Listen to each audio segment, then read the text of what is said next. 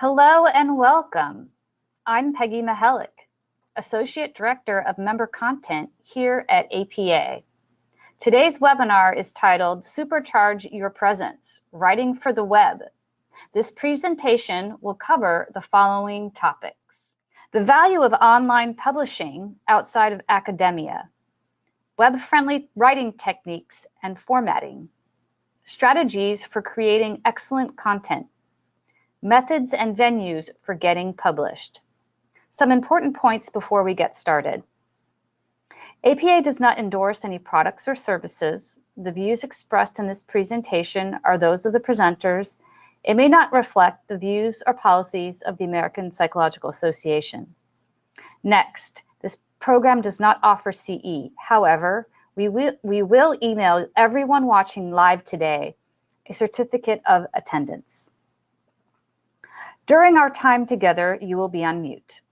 You can communicate to us using the questions box located in your webinar control panel. We have handouts for you to download.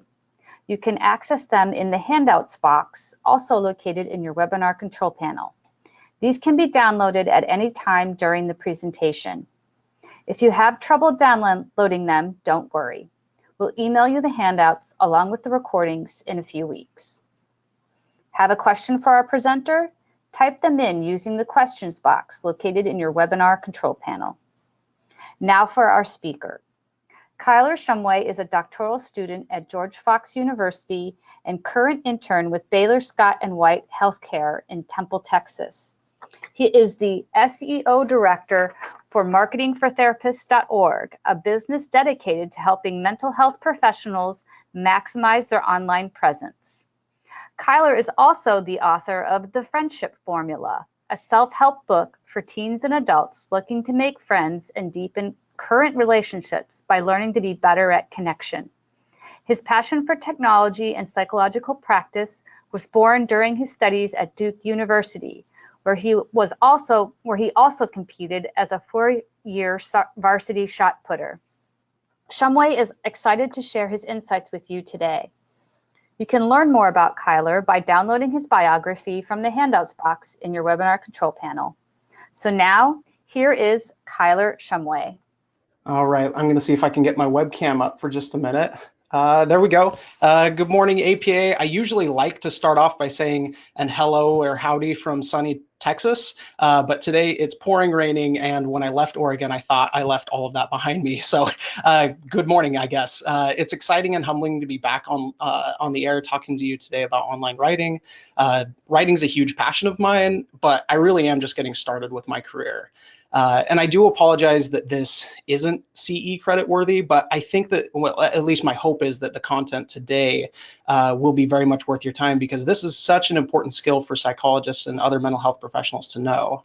I've had some good success with online publication, including the most recent release of my book just a few months ago. But for me, this really all started when I started working for marketingfortherapists.com or .org in 2015.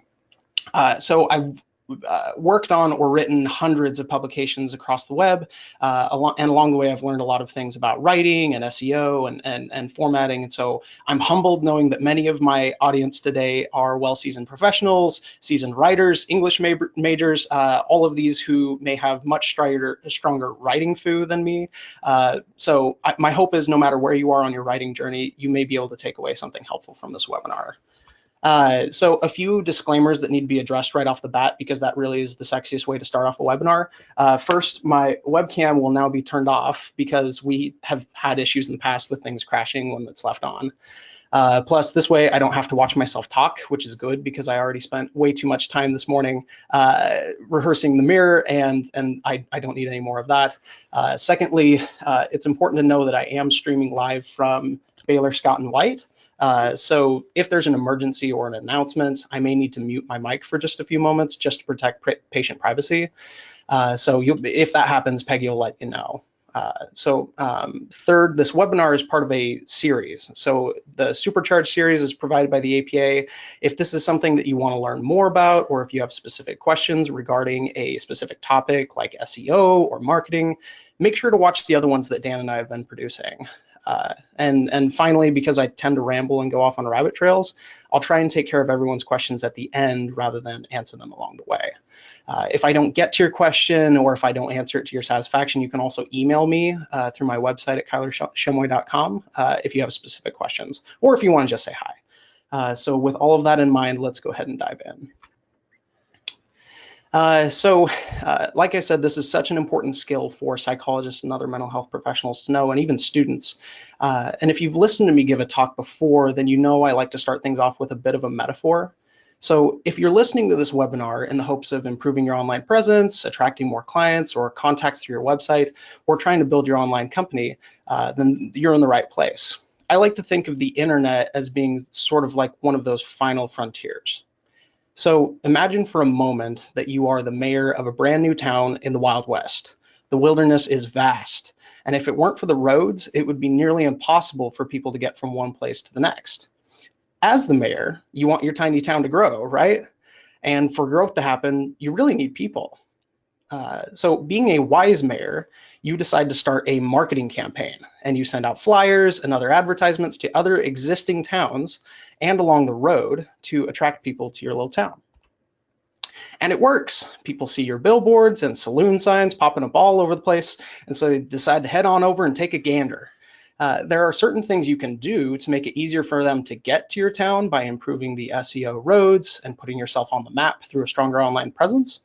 But the critical moment really happens when they finally arrive. If you spent all of your mayoral funds on marketing and really selling your town as the greatest thing since public sanitation, then you better be ready to deliver.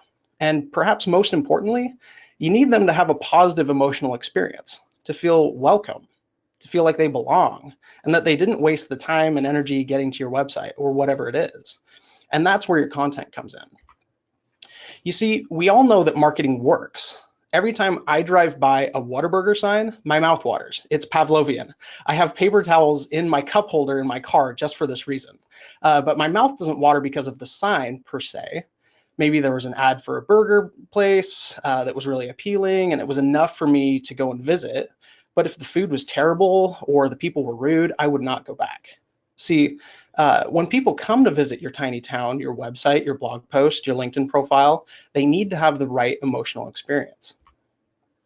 And if you can do that, before you know it, your one-horse town grows into something more worth celebrating, where people come to visit, they see what you're all about, and they sign up. They join you. They register for therapy services, whatever it might be. They send you offers to speak at their conference, ask to collaborate on research. So the question is, how do you do all this? And that's really what we're here to talk about today. So first, we'll talk about some techniques that you can use to translate all of those professional writing skills that you've honed through hundreds and hundreds of grad and undergrad research papers and process notes and whatever it might be into more web-friendly content. We'll then go through some tricks that you can use to really put your voice into what you write and overcome some common writing issues. And then we'll talk about some ways that you can get published and how to go about that. And so hopefully we'll have enough time at the end for some Q&A and you can ask those questions then. So I've mentioned the word content a few times today, and it might be helpful to define that so you know exactly what I'm talking about. And in short, content can mean anything from what you type in your About Me section of your LinkedIn profile to a book that you wrote and published on Amazon, but it can also be a video that you put on YouTube, a guest post that you write for another website, or even a photo that you upload to Facebook. All of those things are content. But for today, we're just going to focus on the writing. So if there's a lot of interest out there in having a webinar on making awesome YouTube videos as a mental health professional, let us know in the feedback or shoot me an email because that would also be a fun thing for me to do. But for today, we're just going to focus in on writing. But regardless of what you're creating, you need to be able to ask yourself these three questions. So the first question is, who is this for? And you all know how to write or speak for particular audiences, at least you're developing those skills. So things tend to change a bit when you're actually writing for the web. Second, what is this about? In other words, what's the content supposed to cover, and does it do it well? And finally, how should the reader respond? So for example, business websites would likely want the reader to respond by making a purchase or signing up for services. but that isn't always the end goal. So first, when it comes to creating really outstanding content for the web, you need to keep in mind your audience. Professionals tend to do this pretty well when they're writing for a research journal or a writing assignment in grad school because there's a rubric, but for some reason they tend to get caught up when they're writing for the web. Maybe it's the permanence of it, or the exposure. Lots of people will be able to see this. So your writing is for the web is really for two groups, the computer and the human. Search engines and directories use incredibly detailed algorithms and machine learning to identify what is good content and what should be prioritized when a human user searches it. This is part of a larger process known as SEO, or search engine optimization. If you want to learn more about SEO specifically, there's an entire webinar in our Supercharged series that covers that. So although computers run the system, the human user dictates a great deal of how those decisions are made based on how they interact with the content. And ultimately, you're trying to connect with a human on the other side of the wire. So when you're beginning to write for the web, it's important to keep these two groups in mind. This is your audience. So first, let's talk about writing for computers. Remember that technology is constantly evolving, which means the rules for doing SEO writing and computer-friendly content have changed over the years.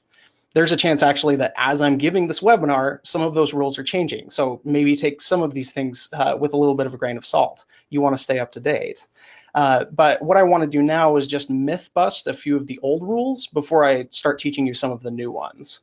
About 20 years ago, SEO was all about keywords. If the article was on depression, you would see the word depression listed 20, 30, 40 times throughout the content. In fact, some people would just copy paste a page of the same keyword on repeat at the bottom of their web page just to bump up their SEO. And back then it worked. Even though the content wasn't always appealing to the reader, which is why I call it keyword salad, it would be, every other word almost was something along the lines of depression. Your page could rise to the top if it had enough of those keywords. The rules change though. It's not that keywords don't matter, they do, it's just more about the user's experience now. So another rule was that you shouldn't just copy paste certain content located on one site to another. So what would happen is people would end up rewriting their bio section a dozen times for the various websites that they're connected to, just so they don't get marked down. And although copy pasting doesn't reduce SEO anymore per se, you do want to avoid making your readers bored by giving them repetitive content through your platform. So it is important to change things up.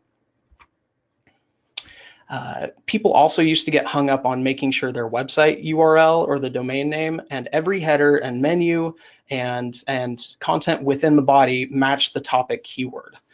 This is no longer the case, so don't worry about purchasing the therapyfordepressionandanxiety.com URL. These days, as long as you have a few keywords in the title and a few keywords in the body of the content, as well as related ideas and concepts connected to the keyword, you should get about the same effect. So again, the keywords are less important than the message. The originality is less important than the impact, and the details like domain name are becoming less and less relevant. But the question is, why is that? And that's because SEO has gotten to the point where the human reader is far, far more important. Both are important pieces of the SEO formula, but really the biggest myth that people tend to fall into when they're writing for the web is that you're trying to please the computer. If only I can make content that has enough keywords and makes the robot smile, then my page will be the top Google search when my potential client looks for me. And that simply isn't the case anymore. This is a good thing because you can see how people would try and abuse and manipulate the SEO system in the past to their advantage. It's a strange sort of free market now where the human user calls the shots. So SEO has become more about improving your searchability power by enhancing what I call the human-driven metrics of SEO. So what do I mean by that? It really comes down to these three things. First, how relevant is the content to what the human is searching? Second, how long do they stay with the content? And third, does the content have a good reputation? And search relevance and viewing time really boil down to how well you capture the reader and maintain their attention. So when people look at a screen, and this might be happening to some of our viewers, for some reason they develop contextual ADHD. Information is coming at them very quickly. Every page and video has a pop-up or an advertisement that's bidding for their attention. So you have to be able to give them a strong reason to stay with your content. Otherwise, they tend to quickly leave. And we call that bouncing. So when a human reader bounces, the search engine notices. The computer starts to think that whatever they were searching for was obviously not connected to what you're providing, and it reroutes future searches to other sites. So this is actually good in some ways because you don't want to attract people looking to purchase, say, like tongue depressors to your services page about therapy for depression, especially if you're using a pay-per-click marketing campaign where every single view is costing money out of your pocket. So the SEO system is funky, but it does work. And then for reputation, you want other sites to share your content with others through backlinks. So going back to my Wild West metaphor, this is the equivalent of having a happy customer in the next town over talking about how great your town is. There are a number of ways that you can build backlinks on your own, such as writing guest posts and bolstering your online presence in general, but a strong reputation takes time. So in the meantime, you really want to focus on just creating excellent content that is human-friendly and easy on the lay reader's eyes. So really the question is, how do you write for humans? And there are three things you need to know from an SEO standpoint. So first, your content needs to be relevant to the human in question. This depends entirely on what the purpose of the content is and what you hope to ultimately accomplish. For example, if you're hoping to get additional applications to your PhD or PsyD program, you would want the content to be relevant to the admissions process or how your program is unique. Alternatively, you may be working in a private practice looking to get pediatric clients, in which case you would want content relevant to therapy or assessment for children. So you can sometimes start by imagining what the human reader might use. If I'm looking for a therapist to help with my depression, I may be searching therapy for depression, for example. But not every searcher is that sophisticated. They may not know exactly what service they're looking for. So you want to keep that in mind as well. They may be searching things like, I don't have any energy, I can't concentrate or focus on anything, life doesn't have a lot of meaning for me. And so it's hard to write an entire page on that, but if you write a really high quality article on therapy for depression, you would be touching on those things anyway. So a big part of search relevance is also recency. Some stuff has really good shelf life, so you put it up online and it can last for years and years at a time and still have good SEO. However, you should also be pushing yourself to put out new content as often as you can. I know there was questions in this that were submitted before the webinar about how often I should be posting or how much content should be out there. And the short answer is there isn't a magic number as to how often, because there's an element to work-life balance to all of this. If you're constantly posting new content, you might be sacrificing moments of, say, rest or inspiration or productivity in other areas. So we'll talk more about that in just a little bit. Next, you want to be able to answer whatever it is they're searching and offer solutions for what the content might be. So this is huge for SEO writing. Let me give you an example of how this works. A few years ago, my washing machine started acting up. It was making a weird clanging noise near the left side. And me, being a millennial, I went online and I searched for brand name washing machine making weird noise. And the top search result was from Reddit. And it explained what was broken, how to fix it on my own, and how to know when to get professional help. Now, if the washing machine repair company had really stepped up their SEO game, that top search item should have been written by them. That way they could translate those kinds of searches into business opportunities. And you can see how that applies to somebody who's working in private practice. If somebody's out there searching for how do I deal with my social anxiety, and the only thing they can find is suggestions in broad social forums like Reddit, but you could give them much better advice than just some random stranger on the internet. You're the random stranger on the internet who actually has the training and experience. So even if your content is relevant and it offers good solutions, if you do not hook the reader and grab their attention right away, they're going to go back to their search, so they're going to bounce. This is why you need to use a really good hook right at the beginning of the content. So one that connects emotionally and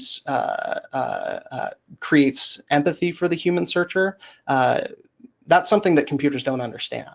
If your article is about anxiety, you can start things off with empathy.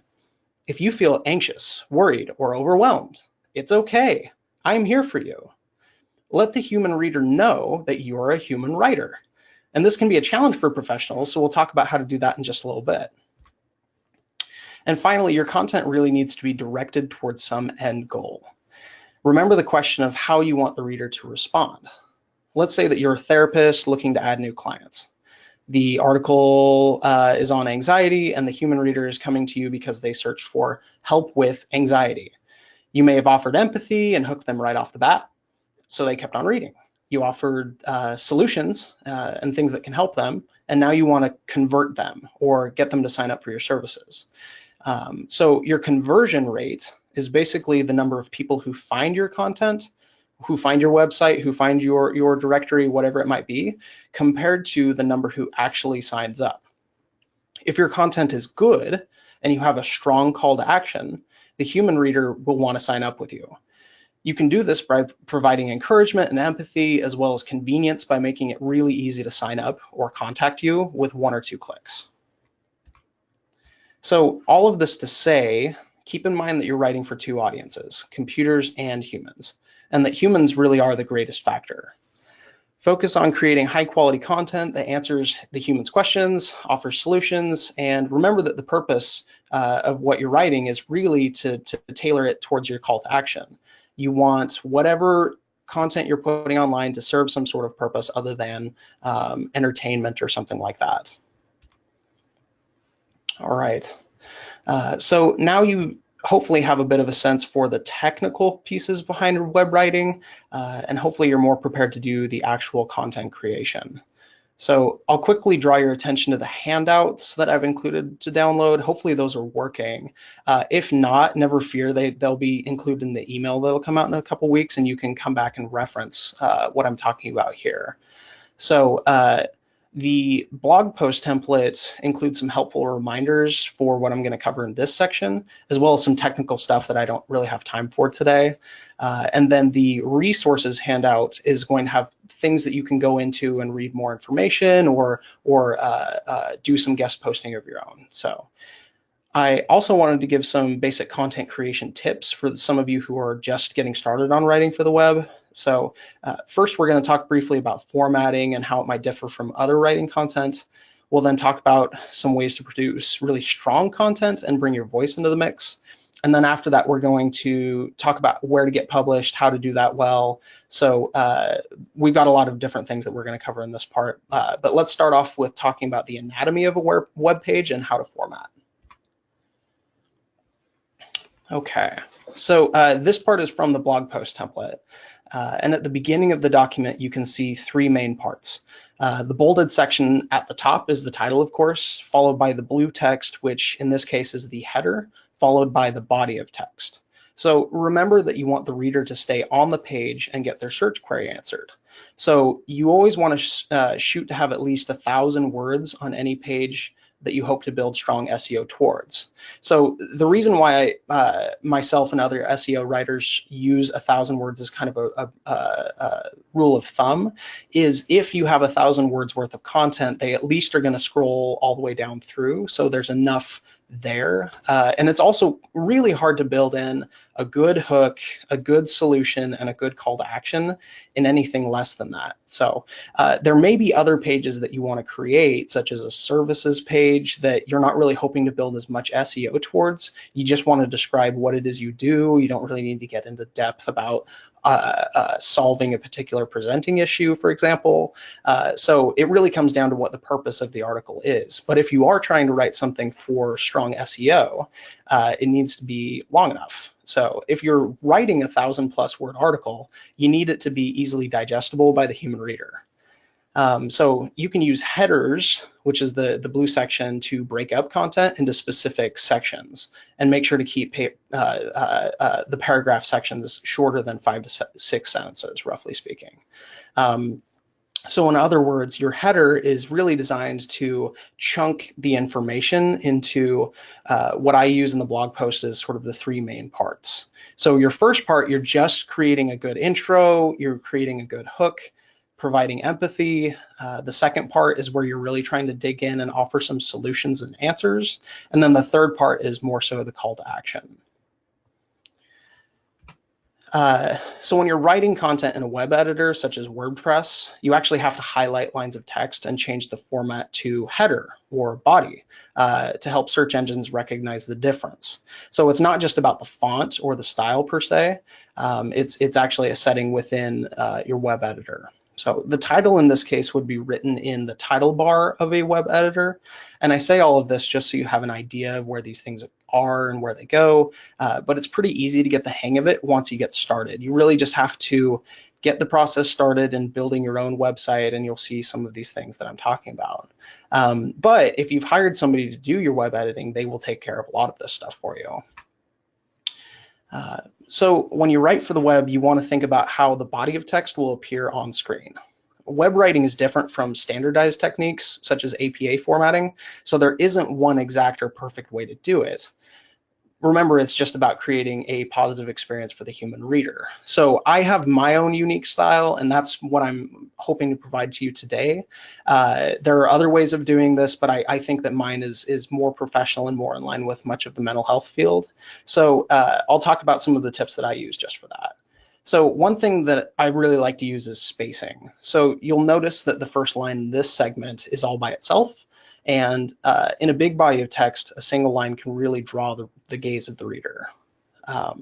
So similarly, you can use bold and italics to point out specific things in your content for the reader who is particularly inattentive. So, we don't typically do this in APA format and those sorts of things because it kind of looks less professional than something that you would put in a scientific journal, for example. But really, when you're creating content for the web, you should feel free to be creative and kind of give it your own flavor. But you should wait to do these sorts of formatting changes until you've finished with the content writing. That way you know what to emphasize. So just make sure not to overuse these things, as it can get distracting. You'll see in my example, I have a sentence in there where I'm bolding or italicizing every other word or so. It just looks gross, and really it's not really clear what the reader should be focusing on. So it's a word of caution to not overuse that. And unlike in most professional writing areas, you should feel free to make bullet point lists or numbered lists to help keep the context organized and the content rather organized and concise. Another thing that I really like to do is to get a little bit creative and make nifty diagrams or pictures to help communicate my message. So diagrams tend to provide a boost to viewing time, and that's really where the computer side of the SEO comes in. If they're looking at your diagram for more than a second or two, that tells the computer algorithm, the machine learning, that something is drawing the reader's attention. So if your hook doesn't quite do it, the diagram can. If you're using Microsoft Word, it's super easy to make a diagram just like this using what's called Smart Art. If you're artistically inclined, you can also just draw or photo edit to embed custom-made images into your content and really take it to the next level. Just remember, you shouldn't be pulling any images or anything that you don't own personally or that you haven't created. I know there are some folks who say, if you go on Google and you search for images and you filter it by things that are, I think it's public domain or there's no use licensure around that, you still want to be careful there, because just because they haven't offered explicit permission doesn't mean you're safe to use it. So all of that to say, just remember you're trying to create a welcoming and positive experience for the reader. And if you have questions about how to do these diagrams and things like that, feel free to shoot me an email and I can walk you through it. And then towards the end of the blog template, you'll notice I included some hyperlinks in my document. Those are underlined in blue text segments. It'll send you to another web page when you click them. It's also incredibly important for redirecting the reader and converting them to whatever your call to action is about. So as an example, I provide a call to action section in the blog post template to demonstrate how you can lead the reader to a particular web page by encouraging them to click on the shiny blue link. You will also want to utilize backlinks when you interlink your content with other content on the web.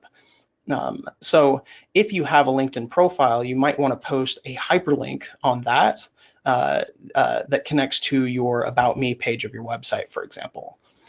And that really is as simple as whenever you're viewing your content, copy paste the URL in the top search bar into the page itself. So you can do that. You can also get fancy and highlight the text and right click it, and you can see an option to add a hyperlink depending on whatever text editor you're using.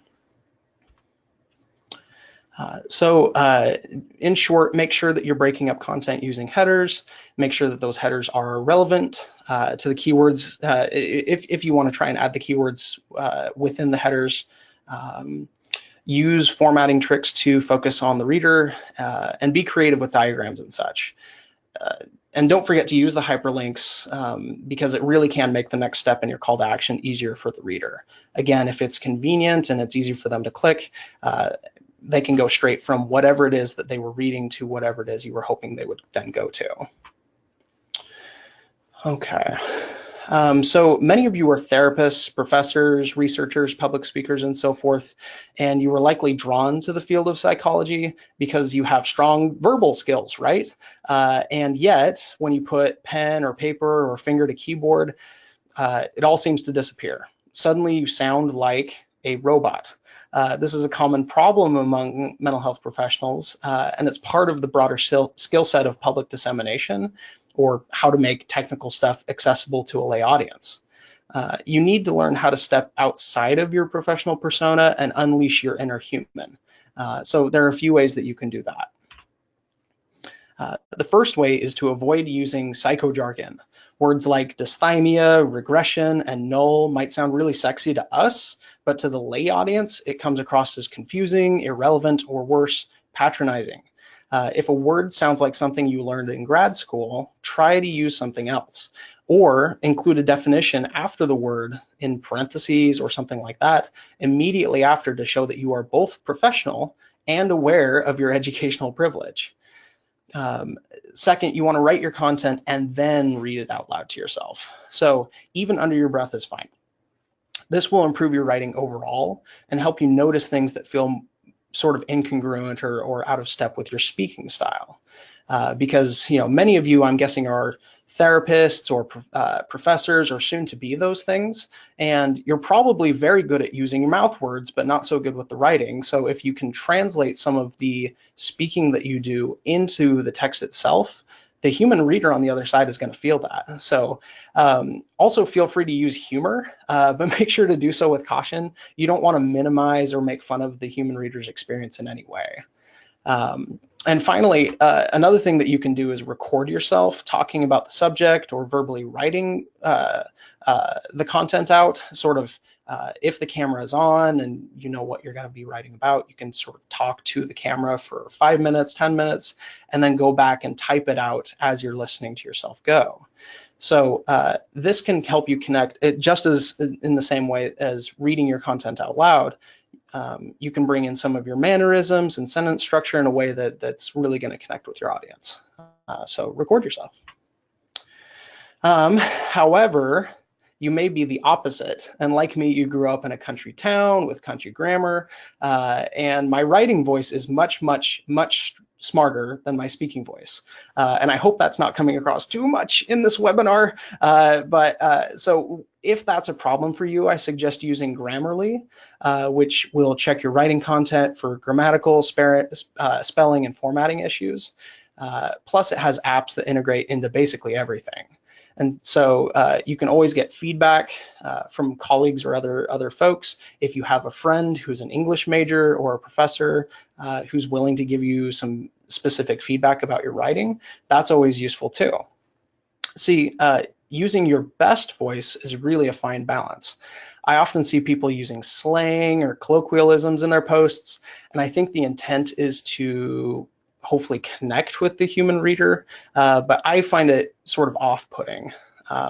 So imagine a potential client, how a potential client would react if they search for a grief therapist. They find your service page for grief therapy, and the page starts off with, quote, "Sometimes life gives you lemons. Ain't that just the worst?" And along those lines, you just don't want to use swear words in your content. So if your human reader sees your stuff and goes yuck, or wow, they really don't connect with me, it's just as bad as being too professional in that sense. So very briefly, I promised a few ideas for overcoming writer's block, and there were questions submitted on that as well. So as you begin the writing for the web process, and your journey is similar to mine, you may experience anxiety about putting something out there that feels so very visible and permanent. This is something that all but the most narcissistic of us experience, I think, because we fear being evaluated or criticized. I say that in jest, of course. If this is where your hangup is, then I want to encourage you to take Dr. Stephen Hayes' advice and live life in accordance with your values.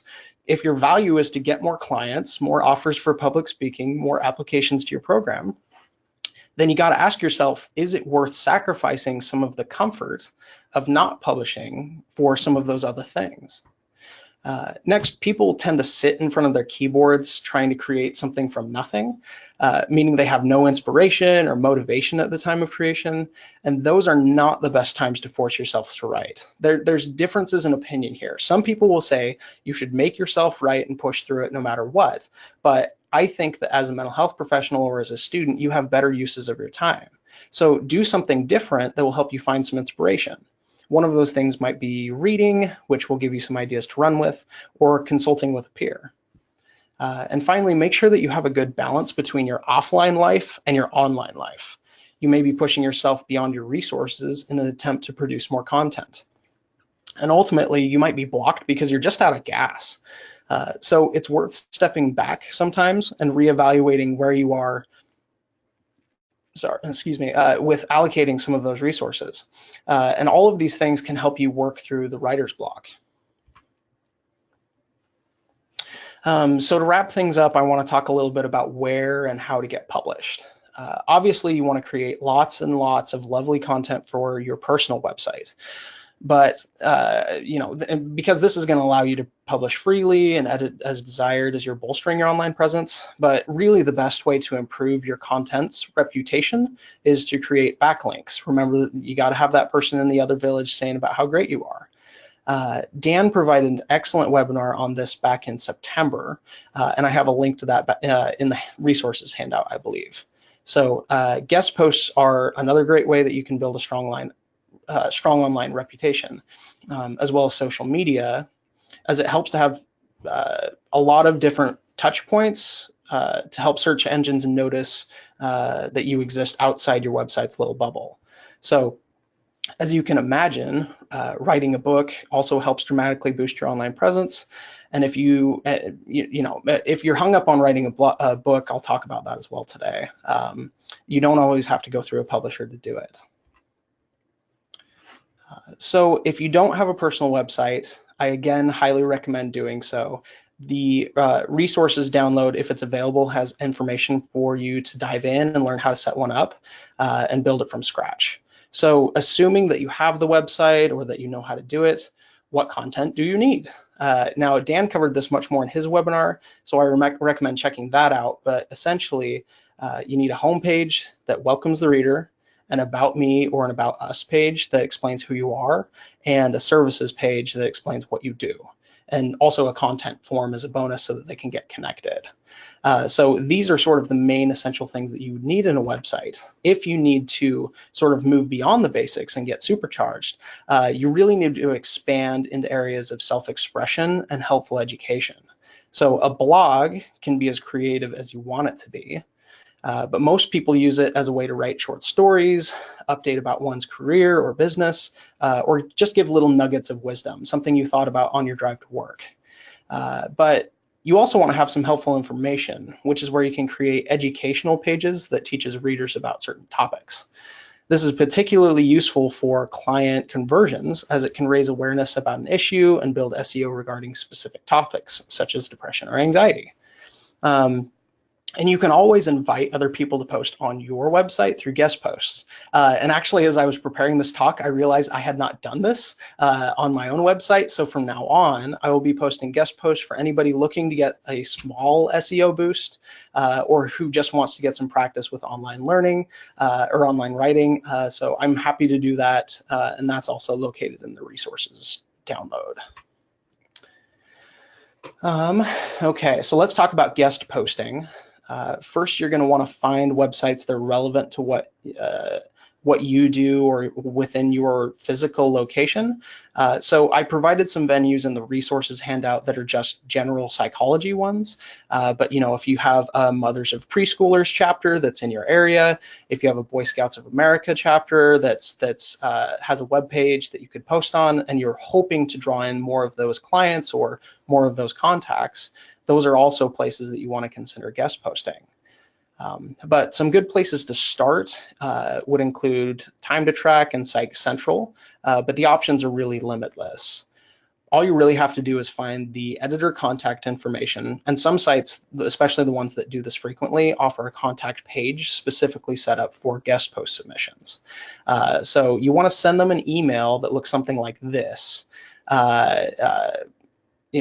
Hello, whoever it is you're sending it to, I found your website searching for whatever topic it is you want to write about, and I love the content you are providing. I was wondering if you would consider accepting a guest post for me and your blog. I'm a private practice therapist located in Austin, Texas, which, by the way, I am not. I remember in my last webinar, I made an example where I would say, if I was a blank, and somebody in the feedback said, he's parading as somebody he's not in that way, and that feels unethical, and I apologize. I'm definitely not. I'm still just a student, but this is an example. So who specializes in this thing. I frequently work with clients who suffer with whatever the topic might be, for example, and so I would love to write a post about how to cope with those symptoms. Let me know whether or not that would be a good fit for your viewers. So this ending part is actually really important because you want to be able to list a credential if you have it, and a website if you have it. That way, if they're trying to decide whether or not you're worthy of posting on their website, they can search without having to Google your name and figure out which person you are exactly. So as you're getting started on trying to get guest posts out there, you want to send this out to many. The thing is most website editors love getting free content to publish, and they love it even more when it's written by professionals like you folks. So remember, if you want to practice with this, let me know, and I'd love to hear from you. I'd be happy to post one of your first guest posts on my site. So we spent a lot of time talking about social media in our first few webinars, so I'm not going to spend time talking about that today, but instead, since I just published my first book, I thought it would be helpful for some people to think about doing it as well. If your main goal is to get your book published, here are some tips.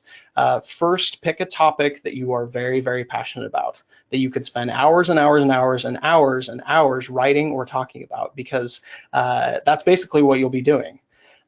Next, you want to set a goal to write on a daily basis. So during your morning coffee or whatever it might be, find time to write. During your lunch break, write. If you can write 1,000 words on average, which I know that's a lot, but you can get there, on average per day, you would have a book in a month and a half. Which that would be a very fast turnaround time. So more realistically speaking, whatever you think your writing limit can be, if you can set a daily deadline to do that, it's amazing how quickly your book can come together.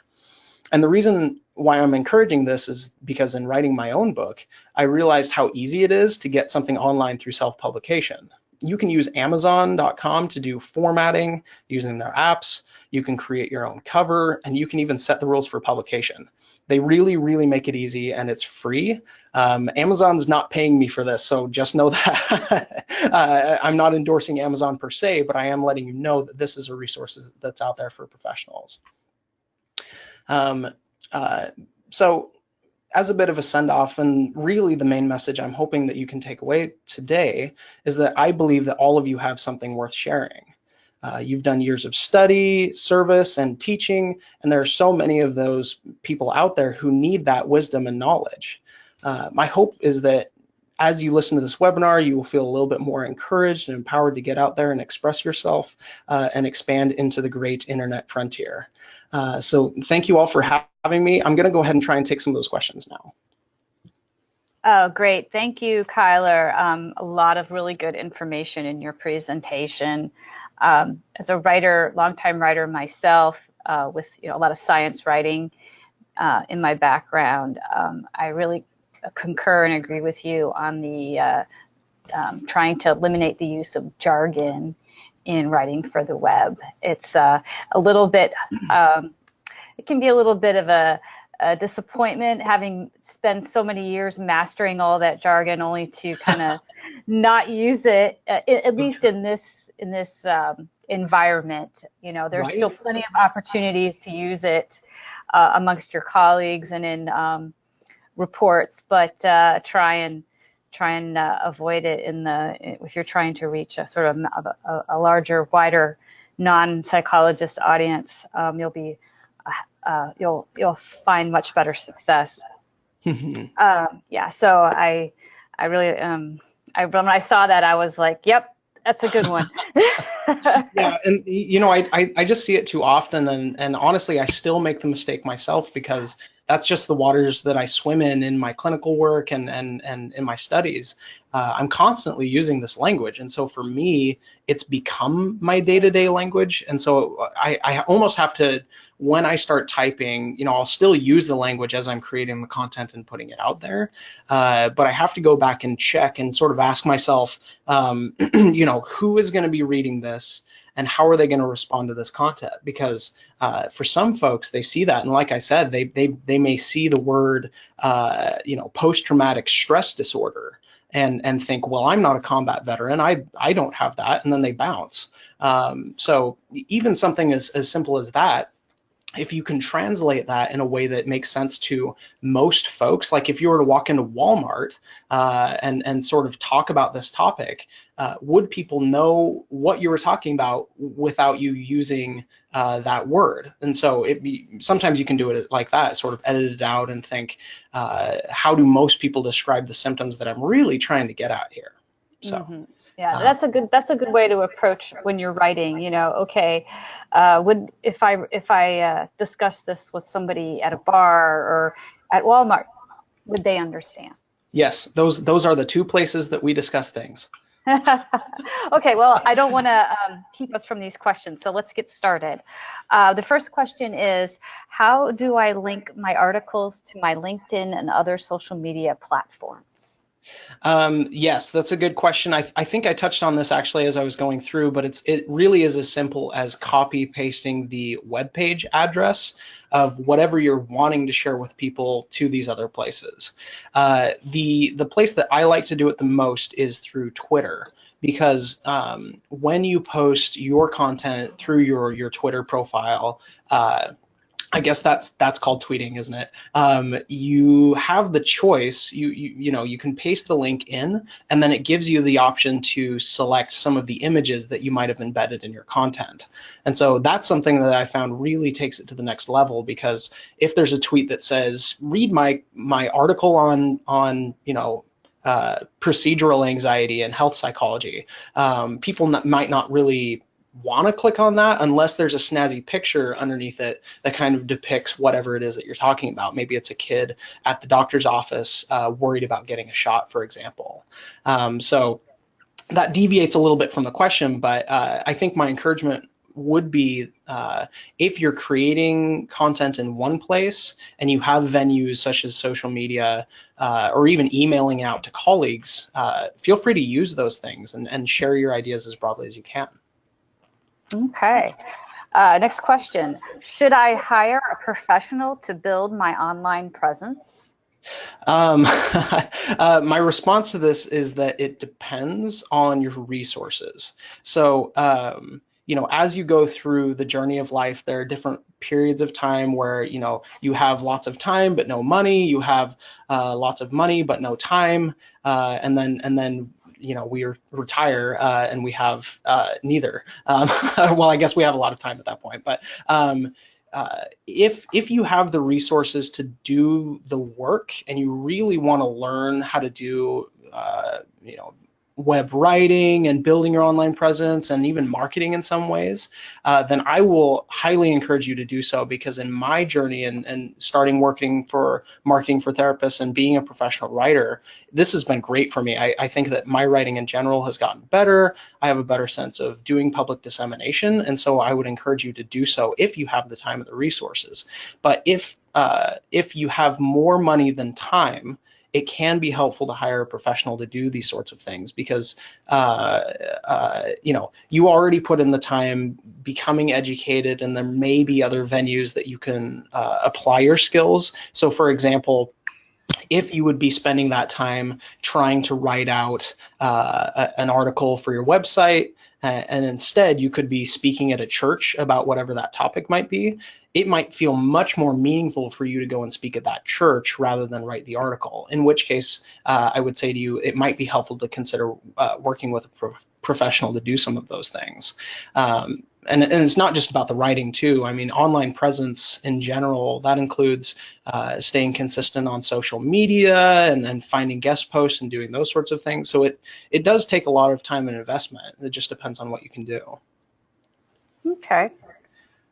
Another question is, are there any publication avenues for graduate students? If so, what? Yes. So I started my professional writing career in grad school. And actually, please don't look this up, but my first article that I wrote was on Time to Track, and I think it was on improving your reputation, which for some reason I think that was really important for me at the time, but it actually ended up getting me a lot of hate from my classmates for obvious reasons. So yes, the short answer is that many graduate students sort of and it's a good thing, because from an ethical perspective, you shouldn't be reaching outside your bounds. But many students I've found, including myself, are hesitant to take the leap. They sort of feel like somebody has to invite them, or somebody has to give them permission to do a publication or these sorts of things, or ask to do a talk somewhere.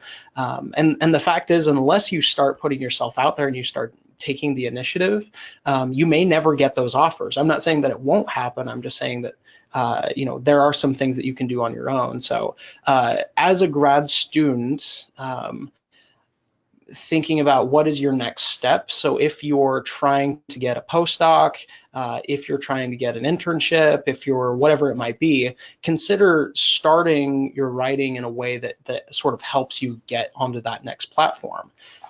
So for example, if you're really trying to get a fellowship at a hospital setting, you might want to crank out a bunch of content that's related to that topic, both so that you have the practice of creating it yourself, and also so that you can kind of reference that, and it builds an online presence for you if the recruiter is searching for students who excel in this area, and they're looking for applicants in that way. Okay. All right, so there's an interesting question about video, which you touched upon. Let me just scroll through here and find the question. How does video content do in SEO compared to blog written content? Would it be worthwhile to include short video clips demonstrating your focus or services?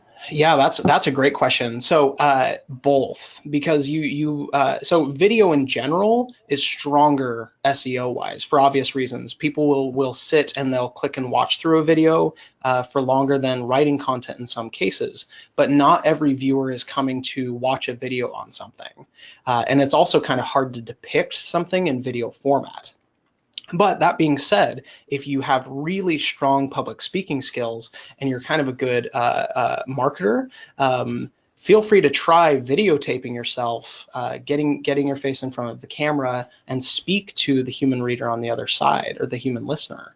So the easy answer to that is you really do want to have both so that they can read through the content. They may be at work, or they may be in some setting where they're not able to listen to a video per se. But if you have written content, that's also what's used by search engines to kind of use in terms of keywords and if it's relevant. So that's the reason why on platforms like YouTube, you will see there are descriptions underneath videos, especially psychoeducational videos, that have a lot of keywords and references to what the video is about. All of that being said, the way and the pace that technology is evolving, it may eventually get to the point where the written stuff no longer matters. The computer is able to pick up exactly what's in the video and whether or not it's relevant. So good question. If there is interest in how to make a really good video, I actually used to work when I was an undergrad. I was part of our news and publication team, so I learned a lot of video editing techniques, and then I can talk to you about how to do that well.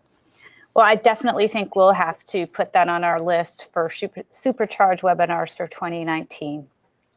I think it'll be really insightful, and we'll make that happen.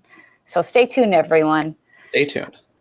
In the meantime, another great question here. I really like this question. How much research citation should I use when stating something in a blog?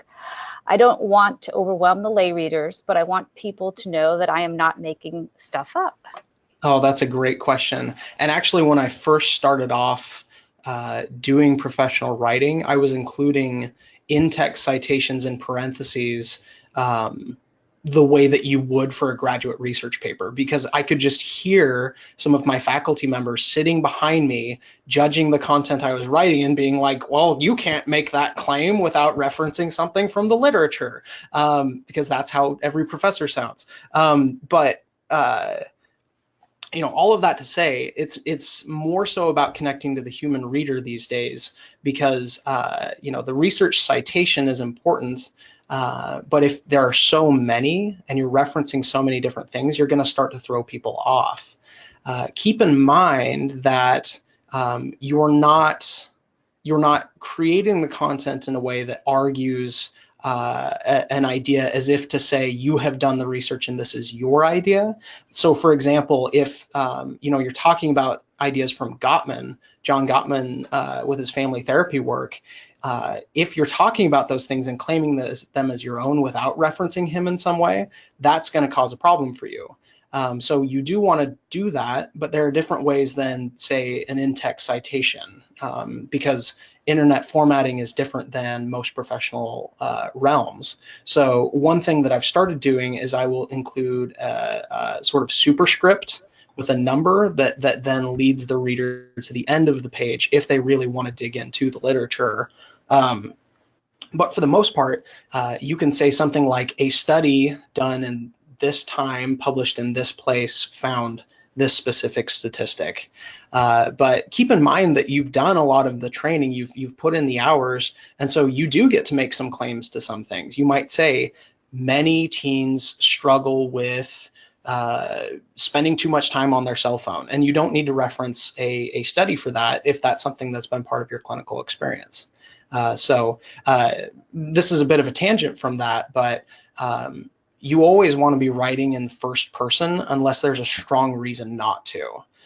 So the content should really feel like I am writing in a way to connect to you on the other side. This is, if you're writing as an organization, you can use we language, but it's unnecessary to try and avoid the first person in this case. Well, these have been great, and we've gotten so many great questions, and I wish we had time to answer more, but we are almost out of time here. So unfortunately, we have to wrap up. Thank you so much for joining us, Kyler. Thank you all for having me. Yeah, great information. And please download his handouts. Kyler, and thank you all of our listeners for your participation. A recording of this presentation will be emailed to everyone in 2 weeks. The recording will include links to the handouts in case you've had any trouble downloading them today. You might want to look in your downloads folder on your computer if they didn't show up on your desktop. As soon as the webinar has ended, A short survey will appear on your screen. Please take a few minutes to complete the survey and give us feedback on how we did and how we can improve, and any topics you would like for us to touch on in 2019. We thank you for your attention, and we hope you can attend more Supercharge webinars in 2019. And until then, have a great day.